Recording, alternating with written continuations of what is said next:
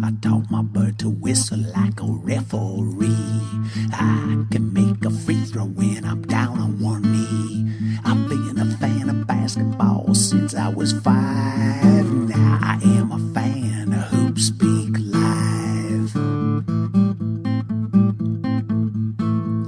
Hilarious analysis, a mystifying trope.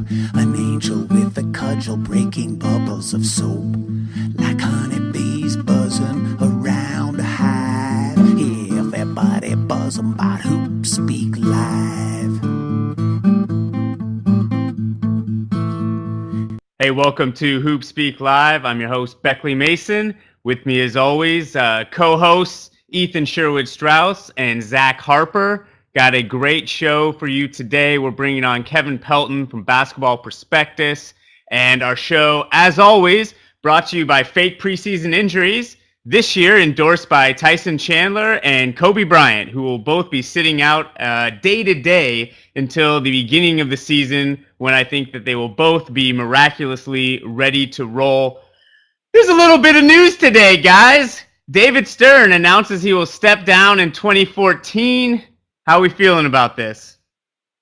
Yeah, well, somebody's saying better explain his hate of Stern right now. Look, I just don't get why he can be so criticized for so many things and people fulminate over it, and then in the aggregate they step back from that ledge and go, oh yeah, still a great commissioner, greatest commissioner of all time. I think it's fair to have both opinions. I think that some people have the valid opinion because it's rather subjective as to whether or not a commissioner is good. Some have the valid opinion that yes, indeed, he is good. But there's another contingent that doesn't feel that way, that's just keeping their mouth shut, and I'm just giving voice to the opposition in that regard. We do have 2 lockouts. They don't make the amount of money that baseball makes or the NFL makes, and I just love basketball. I think pro basketball is a beautiful sport, and that gives me high expectations, and David Stern has not met those for at least 10 years, if not 15.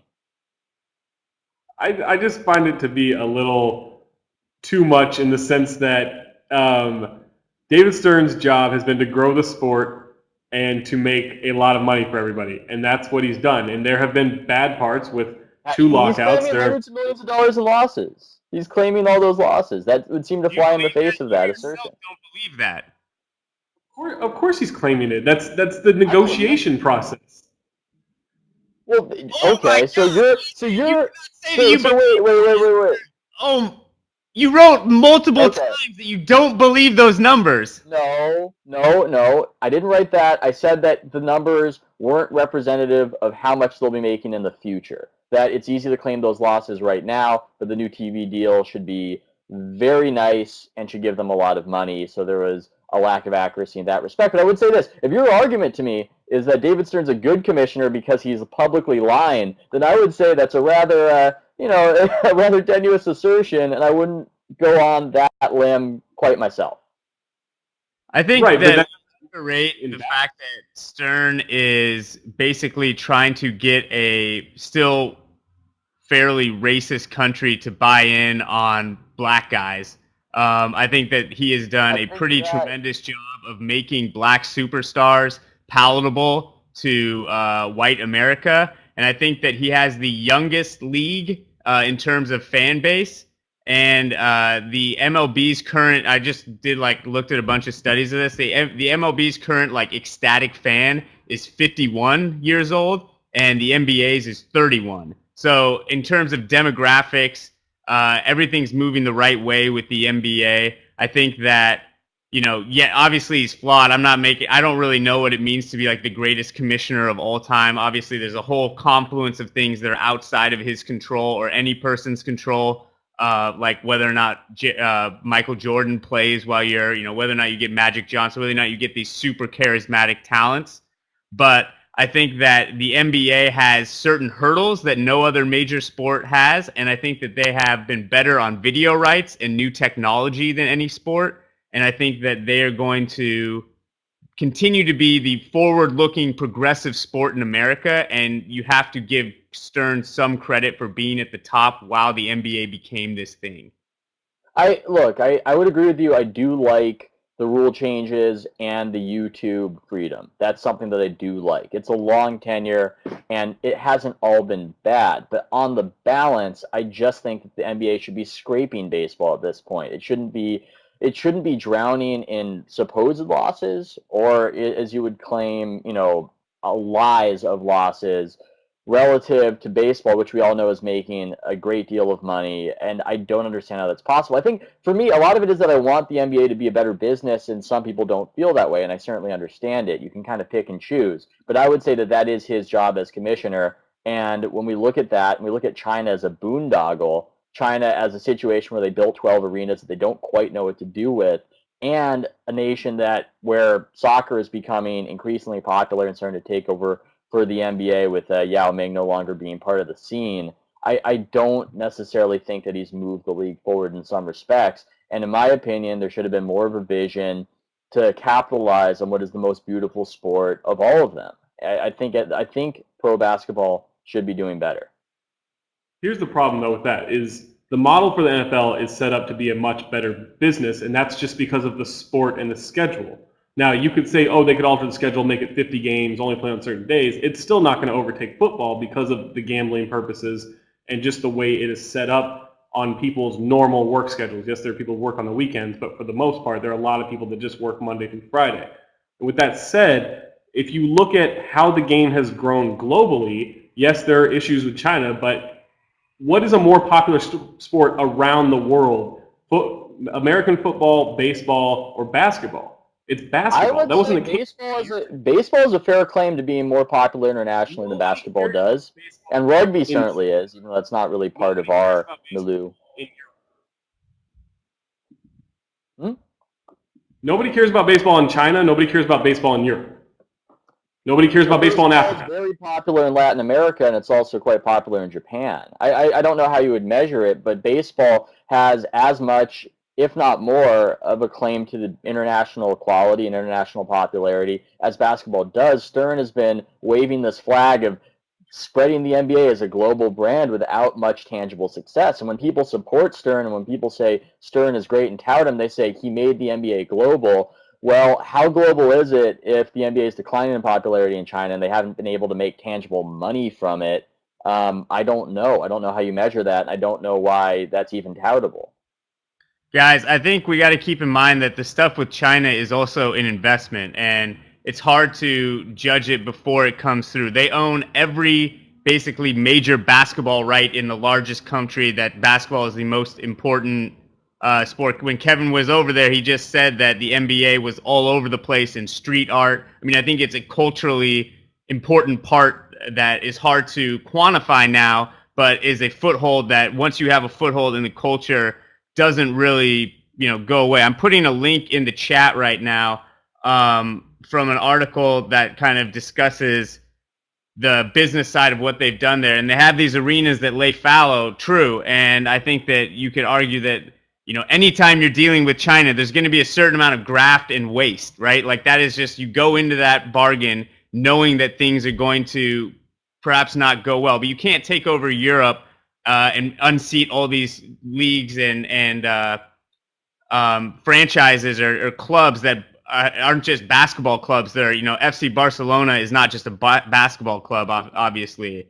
And I think that, in total, China is still going to be a major thing. I don't know. For me, that's not my big problem with Stern. For me, obviously, everything is more personal and stems from Seattle, where I'm from, and where our guest is also from. Our guest, Kevin Pelton, is going to be coming on here, and hopefully he's going to give us a little insight into, as a Seattleite, hearing that David Stern is stepping down, what he thinks about this, in addition to, of course, all his projections from Basketball Prospectus. So, without further ado, from Basketball Prospectus and NBA Insider on ESPN.com, let's bring on Kevin Pelton.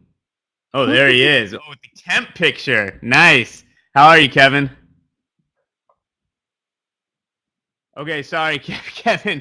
I appreciate your answer, but right now, apparently, we cannot hear you. All right, we're just gonna bring Kevin off for a second. while we get this figured out. Our producer is saying that it worked fine earlier. So James, just whenever you think it's ready, bring him back on and we'll go from there.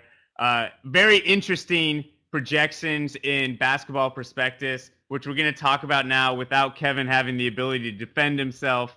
One of them that really stuck out to me was the Warriors at 28 games. And I'm very curious which is a team that I think we're all both a little more optimistic about than that, even if one of Curry or Bogut isn't healthy. And I'm curious to the degree that, injury priced into that, or if it's just sort of a, not very up on Harrison Barnes, who didn't have, a lot of good stat projections coming out of college. It's going to be, what do you guys make of that? I'm guessing that injury was priced in, but I'd like to have it reconciled with the importance of front court defense and the inclusion of Andrew Bogut. How could that not give them more of a boost? I don't even feel strongly about it now. I was more positive on the Warriors a few weeks ago, but now that Curry and Bogut are both out for the preseason, it just feels like here we go again. And if I were to argue against that projection, I would present quite a feeble, dejected argument in my team's favor. I think the thing with the Warriors is just ever since they made the Bogut trade, it's, if this team can get healthy, they should be pretty good. But as they always prove, with at least in the Curry era, especially with Bogut now, there's really no way you can think that they're going to be healthy. Like, maybe they will, but there's no way you can say these guys are absolutely going to be healthy. I have no confidence in Curry staying healthy anymore. I think the final moment for me was after the rehab, after the I'm 100%, all that talk. In the preseason game, when you heard it again, he was at a standstill when he rolled it. And I think Wesley Matthews came into his leg. People were saying that was the reason, but really from a standstill position, he rolled his toe. He stepped with his toe in a way and it makes you think that his proprioception has been altered and he's just going to keep rolling it, and that was very distressing for me to see. And I would be shocked if he can get through a full season of over 70 games now. Yeah, well, though, didn't he try to come back in from that game? Isn't that what I read? That like he wasn't hurt that bad, but they're just like so freaked out by seeing something almost happen that they just decided to shut him down for the year, or for the preseason. He said it wasn't that bad. But I've heard that before. I'm quite used to Steph Curry saying that his ankle's not that bad and that he can play. So I don't know what to make of that. The thing I made of it, though, is just that his proprioception seems to be off in such a way where he's going to continue to put his ankle in a position to get hurt. And that's more worrying to me than whatever the actual injury is. I have a theory. Why don't they just fuse his ankles? Now his mobility will be less than what it was, but as long as he can get the jump shot off. I think that they should give him a segue. They need a player to carry him up and down the court. Perfect. Yeah. Why not a Segway? Why not a scooter? He doesn't need mobility. He is such a good shooter that if he's just allowed on the floor, if they just had a seat for Curry, the Warriors aren't good at defense anyway. They should just have Curry on some sort of motorized a hover round. It would be an NBA tie-in, an NBA promotional tie-in, the hover round for Steph Curry. He doesn't get hurt. He continues to shoot well. I think everybody wins from that. I see no problem with it. I think Adam Silver has to look into it as new NBA commissioner. And with that pearl of wisdom, I have to go do some bleacher stuff, and I will see you guys on Tuesday. So I'm going to hand the show over to the dynamic duo here. Yeah, we'll have you back Tuesday. And check out Ethan's been doing a lot of great work. He did a post yesterday on Ray Allen that if you are a Boston fan or know a Boston fan, you should read, because Boston fans are the worst. All right, man, take it easy. Get angry in this direction. All right, see you guys. Yeah, that's the thing you need to know about Ethan, is that he feeds on your anger. This is an important thing for him. Okay, we got some good audience questions here. I'll be curious what you say here from our good friend, Kirk Serious Face, formerly known as Kirk Serious Face, now Kirknam style. What is your favorite Stern-related memory? And I assume that's a proper noun, Stern, even though it isn't capitalized. You may just have a Stern memory. since you've been watching the NBA? Oh, I can never get over his just him being like 3 rows in with the Bulls Knicks fight. I think it was '94 maybe in the playoffs, and just I mean he's just they kept cutting to him as the fight is either dying down and then picking back up, and he just had this horrified look on his face of, oh my God, what are these guys doing? This is horrible. We cannot have this in our sport. Yeah, there was I think mine maybe is my favorite just because it's my most recent. I was at the draft, this most recent draft, and watching him get booed lustily, and I don't use that word lightly. Those were some lusty boos for the entire first round was just amazing. Obviously, it was funny because it would have been sad except for the fact that he drank it in. Like he fed on it and he grew strong with their anger. And he started kind of almost like egging on the crowd, smiling. I mean, phenomenal. And I think that, there's a lot to not like about him, but one of the things to like about him was that he was very happy to take on the role of villain. And, for all the reasons we love sports, the athletics and everything else, it's also the soap opera dramas. And he was a great character in all of that. He turned heel pretty easily whenever he wanted to. Okay, this is a great question. Adam Silver has gained 20 pounds of muscle in the best shape of his life. Can he take the NBA to the promised land? I could see him going the way of Steph Curry, and he's just got ankle injuries that just stop him from really being a strong voice at the NBA Board of Governors meeting every year. Yeah, Silver's an interesting fellow. At this same meeting, at the same draft, he does he started doing the second round, and he gets such a childish joy out of it that's very fun to watch. Because Stern, after the first 5 picks, he's like, I know the stats, none of you will mean anything. Meanwhile, Adam Silver's up there like Festa Sazili. He's getting really excited about it. So that's one story about Silver, but I think also Silver is part of the NBA's bald white guy mafia, along with Henry Abbott, John Hollinger, Kevin Arnovitz. I mean, ESPN's power basically comes from this outfit. So it's a good day for those people. Tom Haberstroh claims to be losing his hair in a power grab to join this elite group. That's a smart move, though. I mean, I'm going to start claiming this really is a toupee and just say that I'm bald underneath. I gotta get some clout. Yeah, I'm just gonna make it look like a toupee. That's brilliant. I like that a lot. All right, we've got one from Dre. A little less sunny on old Stern. Can Stern, with 2 lockouts and moving popular team from big market with a big star to a small market, really be called good? Absolutely. Go on. You're picking 3 moments in a 30-year span in which the sport grew astronomically in so many ways. I think that's ridiculous. And you can say, oh, he had Bird and Magic in the end of Dr. J's career, and he had Jordan, he had Shaq, and all. Every sport has incredible athletes that come along in a certain commissioner's run. To be able to know how to take advantage of that and use that to the league's advantage, that doesn't happen every time. That's a hard thing to do. Look at hockey. Hockey could have easily been, or the NBA could have easily ended up the same way the NHL did in America. When you look at how the sport was viewed and how it was covered in the 70s, late 70s, early 80s, no one really cared that much about the NBA. And he came in 1984 in a good time and helped grow the sport, and it's an incredible business that has thousands and thousands of employees, and that's a big deal. Yeah, I think he's also one of the last owners maybe the last commissioner who seemed to have the kind of power that he does to just do whatever he wanted.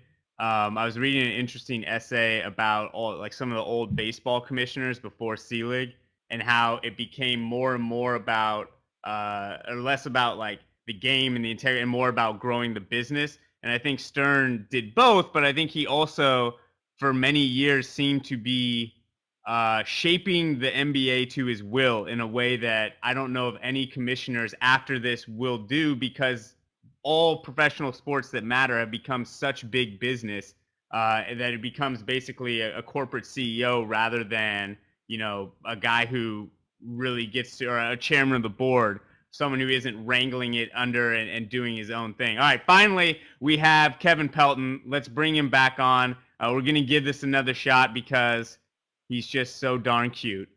Kevin. Oh, there Can you hear me? All right, excellent. So why so down on the Warriors? Just throw you right into it. That was one of the projections that surprised me a little bit when I was putting together SCHOENE. I figured that they would probably be better and closer to conventional wisdom, and it's interesting that John Hollinger has them a lot higher. We mostly agree on, probably about 20 out of the 30 teams were within a couple wins, and then there are a few where we totally disagree, and they're one of them. Part of it is that Harrison Barnes' projection is just terrible. If he plays as poorly as he's projected to, he's not going to play the 25 minutes a game that he's projected to. So that's a little bit of it. And then obviously the injuries. And the other thing is Ethan brought up Andrew Bogut's defense, but the way the system works, your individual defense in terms of shot defense doesn't really factor into the projection. It's all based on past team history. So that's one reason the Warriors don't maybe project as well, is we know that they will play if Bogut plays well. What is it like when someone tweets to you or someone in your community about, and community I mean guys who use really heavy statistical analysis to give projections? What do you think when you see something like this? Well, I was pretty upset when I saw that last night, because who the hell is my thing, okay? That's me and Jason Richardson. We have that, and I can't believe that DeMar DeRozan and John Hollinger are trying to steal it. I mean, I thought it was one of the most hilarious days of my life when Jason Richardson tweeted that. I got a big kick out of the whole thing. I don't know about anybody else.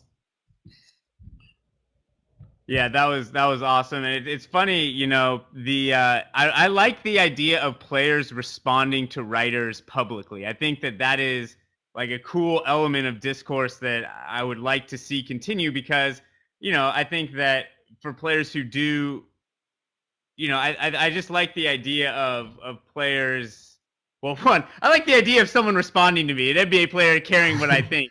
But I think that just that dynamic is something that's really cool for kind of the future of fan and media and player involvement in this big show. Well, there's always the old saying about columnists, you have to be prepared to go into the locker room the next day and face the guy if you're going to rip them. And, Hollinger and I can't necessarily do that because we're writing about all 30 teams. It's a little different, but I think it's kind of a similar element of, I feel comfortable with the things I say, that I'm being fair, and I'm willing to discuss it with Jason Richardson if he wants to understand why I'm saying that he's probably not going to age well. It's not anything personal. It's just what the numbers say. Kevin, there's obviously it's fun to get a player's perspective when they see what you've written and they want to respond. But as far as like fan bases, who's the craziest fan base you generally have to deal with? Well, I do cover the Blazers most closely of all, so I think everybody read Danny Noel's piece on them.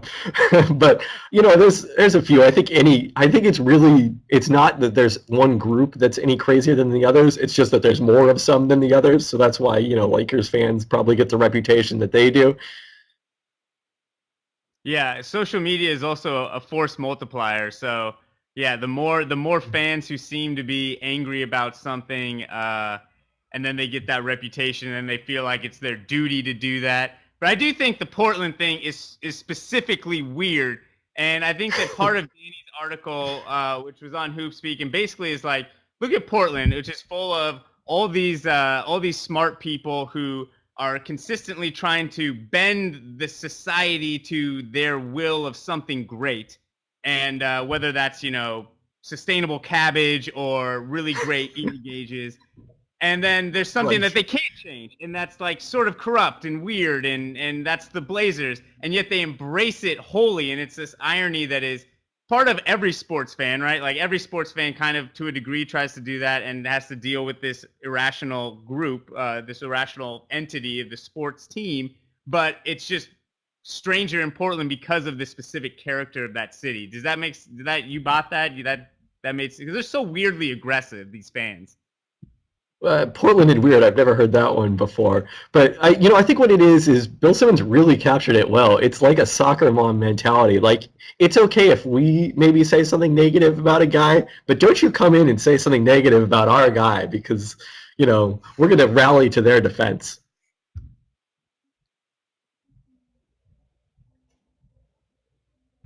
Zach, did you want to follow? I thought I saw something there. All right, let's bring up another question here. Where is it? Yes, from Chris Barnwell, team that's most likely to fall way short of expectations. And I'm not sure if this means your expectations or SCHOENE's expectations or general expectations. But these are two teams that I think, especially the Clippers, I think could be sneaky, like kind of scary and good, especially if Blake, takes a little step forward, which is normal in a player's third year.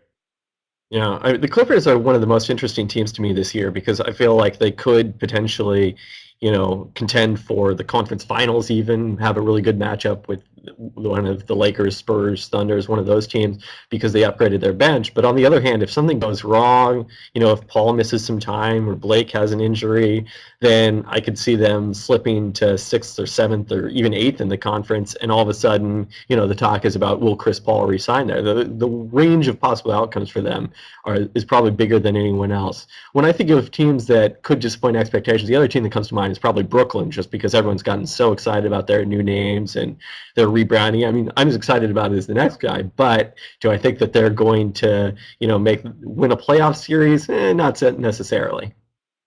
Yeah, I'm curious, when you were doing these projections, were there certain players that seemed to sway the projection in a big way that you might not have expected? Like, these sort of like franchise linchpins that you might not think of, guys like, Joakim Noah to me. If he doesn't play, that's going to be a really big problem for Chicago's front court rotation and their defense, and that's basically who they're going to be this year. And you are a circle of death. Interesting. Well, we're going to... Other linchpins, I would say, consist of Tyson Chandler, who has been maybe hurt, maybe not hurt. There's a couple like Kyle Lowry. I think if he doesn't play, is probably not. That could be a huge thing. And these guys aren't like superstars, but they seem to have like a place in their team structure that could really, you could even argue Pekovic is one of those guys this year. That Pekovic is absolutely one of those guys, especially with the Love injury right now. I mean, it was Detroit last night, but you saw a huge difference in the way they were just able to do anything on offense because of him. I think anytime you can get a team that needs a focus offensively and put a low post scorer like Pekovic in there, he doesn't have to be Shaq from 2002. He just has to be someone you can throw the ball into and make things happen.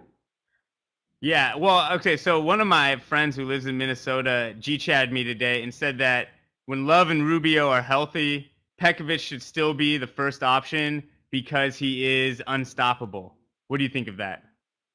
I actually don't mind that idea. Him being the first option doesn't mean that he should get the most shots. It just means you kind of throw the ball into him, let him kick out, and then make the defense scramble. And I think you could actually get a lot of more open shots for Kevin Love than trying to run plays for him that way directly. So I wouldn't be opposed to that, but it just depends on if he's coming across the lane and Rubio's dumping it into him when he has position, then it's a good idea. If you're just saying, hey, go create something from 8 feet out, that's probably not a good idea. Right. Pekovic is like just a battering ram finisher. And to me, it seems like a great high-low combination, with Love. Is Love a good passer? Is he a pretty good passer? Is he a really good passer? Like, I think he gets like, Love's a big white guy. He must be good at passing, but like, is he just adequate? Where do you think about this?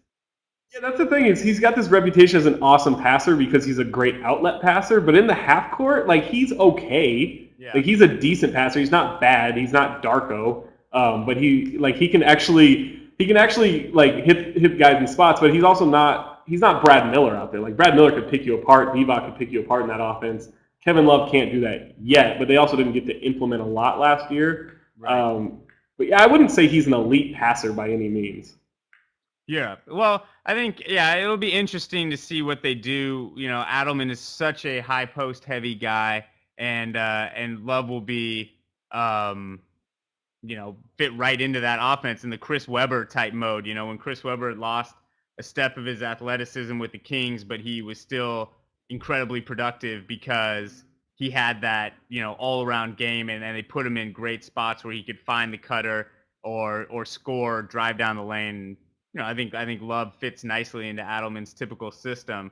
I want to talk a little more about Blake Griffin because Blake Griffin, I think, is going to have a monster year, like just a monster year. I've been watching him. He looks a little lighter, which I think is good for him because he's a leaper, quick player. You know, he's not like obviously he's still diesel. I mean, he's still jacked, but he's not, I think he looks like maybe a little lighter on his feet, and he's one of those guys that if he can get space to get his feet set and jump into the air, you've already lost. Like, once he's in the air, even if you foul him, he had this play against Powell where he jumped into Powell's chest. I have a spinny chair, so I'm going to do it. Spun all the way around and flipped it in off the glass. It was freaky. Like, who can do that? What's amazing is he went exactly as slowly as you just did. You just kind of matrixed it. It was fantastic. I think the backlash against him, because he's so annoying as a player, like his personality just isn't something that like fans outside of his team like. But that doesn't mean he's a bad player, and he didn't progress how people wanted him to. But that doesn't mean he's a bad player. He's still a really awesome player, and he's a much better passer than Kevin Love is. Like, his passing ability is really underrated. It's starting to get some coverage, but he's an incredible passer. Yeah, and I've been liking the Clippers in the preseason, how they're moving the ball a little better. They look like, guys like Grant Hill hasn't played a lot, but, Butler. They have guys who kind of lubricate the offense, and you like that phrase? And DeAndre Jordan has looked like a real NBA player, which brings me to a question I want to ask Kevin Pelton, who magically reappeared. That have you seen any players in the preseason that make you think that they're, you never want to take too much from preseason, blah, blah, blah, but like who would make you want to adjust your expectations for the team this season? I think Damian Lillard a little bit in Portland. I think he's been pretty clearly better than his projection said he was going to be as a rookie. Inez Canter was terrific. I watched him in person the other night in Portland. I don't know if it necessarily changed my expectation for the Jazz, but he's going to be really good. Wait, how are we supposed to say his name? How did you say that? Inez Canter. I'm not sure on that one. Oh, because that's the first time. I'm just curious because like this that makes sense. I've always heard of like Enes Kanter, and so I think that actually may be right. I like that. It's like Canter. I may be pronouncing that horribly wrong. I think it's Austin. I think it's Austin Carr, Ike Austin. That's what the pronunciation is. Yeah, and one player who to me has also looked really, really good this season, or the preseason, is Klay Thompson. And when a player like that has played really, really well over especially I think this would seem to matter more for younger players, plays really, really well over the second half of a season. How do you have any models over if that's predictive of him taking off again in the second half of the season or in the second season? I studied this a lot like several years ago, way back when I was writing for hoopsworld.com, and what I found is it's generally not very predictive, but it can be a little bit for rookies and guys like that. So in Klay's case, he didn't play any better the second half of the season. If you break it down statistically, this is in the book, but he was just a totally different player because he was such a catch and shoot specialist the first half of the year, and the second year he was actually creating offense. So then to see him keep doing that during the summer league and now during the preseason, pretty clear sign that I think he's in for a big campaign. So I actually talked about this with Kevin on a podcast earlier, but Steve McPherson has the question. Well, it's not really a question. SCHOENE projected the Wolves for 56. That's really a lot more. So for losing Love, that's crazy. It's not a question. Defend SCHOENE. Well, I don't know that I necessarily think that if Love was healthy, the Timberwolves were going to finish ahead of the LA Lakers, but I do think they're going to be better than people think because I think everyone forgot in the wake of how bad they played last April that they were a 500 team when Rubio and Kevin Love and Pekovic, who was also hurt down the stretch, they had all those guys out. When those guys were healthy, they were a 500 team, and that was with probably the worst set of wing players in the NBA. None of them were any good. Many of them didn't even belong in the league, let alone in the rotation. And now they've replaced those guys with an intriguing group of players. I saw Alexei Shved's name come up in the chat. He's one of the guys that SCHOENE is much higher on than anybody else.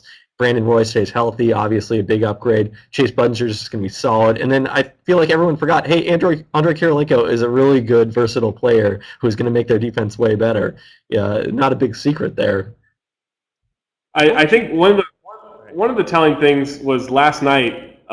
It's not something I've been used to. Chase Budinger grabbed the ball and he would throw it at the rim from a far distance away, and it kept going in. And I just thought it was a weird strategy that I'm not used to Wolves wings players using before. Yeah, that was an accident, actually. Those are supposed to create rebounds for Kevin Love and Nikola Pekovic. But also, SCHOENE gives them a boost because they do have two Huskies on the roster if they keep Will Conroy. Sure. Yeah, I saw Conroy playing the other day. I couldn't believe it. I was so excited to see him out there. For those who don't know, tough, hard-nosed guard from University of Washington, took us to the Sweet 16 with some really fun teams. I have a question for you. What do you think Utah should do with that front court rotation? Good question. That's actually what I was going to write about tomorrow, so I'll spoil that now. But I think that they have to trade one of Millsap or Jefferson. I think you're not going to be able to re-sign both of those guys and do everything else they want to do. So I think that if they can get someone who would upgrade them at point guard this season, I think that's the move. I would probably trade Al Jefferson of those two guys. I would probably favor Millsap. But, you could go either way. You can make arguments for either of those guys. They're both very solid starters.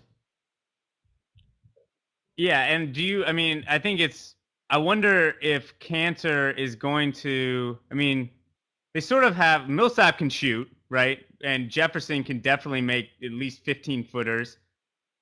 Cantor and Favors, I wonder a little about that. Cantor has shown the J some this preseason. Yeah.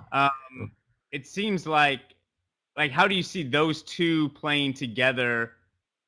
Are they just sort of blunt force athleticism and power, or do you think that and within that flex maybe that's just what makes sense? Yeah, I think they can do that, but now that Cantor has shown the ability to step away a little bit, I think it makes it more possible to play him and Favors together, and even possibly play him and Jefferson together, which is a group they didn't play at all last season. The good point that David Locke raised, I was on the Utah radio broadcast with him the other night, is that if you do trade one of Jefferson or Millsap, you got to get a fourth big man, because at that point, suddenly it's a pretty big drop-off to Jeremy Evans. Is it, though? Sweet dunks. I like Jeremy Evans. But if he had to become your third big man, I don't think you're too excited about that. I just have a problem with, it's just hard for me to get excited about Mo Williams. Is there any reason I should be excited about Mo Williams on the team? He's a big upgrade in terms of shooting, and the thing that I think the Jazz really like about him is he's just a much tougher, more physical player than Devin Harris, which he was not really in the mold of the Stockton, Darren Williams point guards that they've been used to. Well, he is going to make open shots. He does that pretty well. But yeah, I think that the Jazz, it's really a strength, how weak they are at the point guard spot in an era where a lot of teams have two very good point guards. I think this is a team that if they don't get him soon is going to be, going after guys like Maynard and some of these other guys who are sort of backing up or undervalued or exposed right now, and maybe snap one of them up. But if they get an elite point guard who can throw it to the rim with those guys, they could be very good. We'll see. Yeah. I guess I have nothing to add to that. I agree. There was no question there. I apologize. We're running a little bit over due to technical difficulties today, but I do want to say what up to Kevin for the smash and for coming on and being patient with us. Thanks a lot for dropping by, and go to Basketball Prospectus to get all his insight and pay him some money. Well, I appreciate you guys having me on. I apologize for the technical difficulties. I blame David Stern. As always. Yep. All right, later, Kev. Okay, we do not have a Dagger Smash Noti because there's only 2 of us and things are sort of crazy today. But I'm going to say this, and something I'm about to write about. Watch out for Kevin Martin this year. Kevin Martin, comeback year. It's happening. Get on board. No. He's coached. Here's why not. This year. He has no one to play this year. He has to play him. The rip-through move destroyed his effectiveness. That rule where he can't get free throws off that anymore destroyed him. You sure it wasn't like the coach who hated him openly? We'll find out in 2012-13. All right, let's take us out, Roger Bain. I taught my bird to whistle like a referee. I can make a free throw when I'm down on one knee. I've been a fan of basketball since I was 5. Now I am a fan of HoopSpeak Live. Hilarious analysis, a mystifying trope. An angel with a cudgel breaking bubbles of soap. Like honeybees buzzing around a hive. Everybody buzzing about who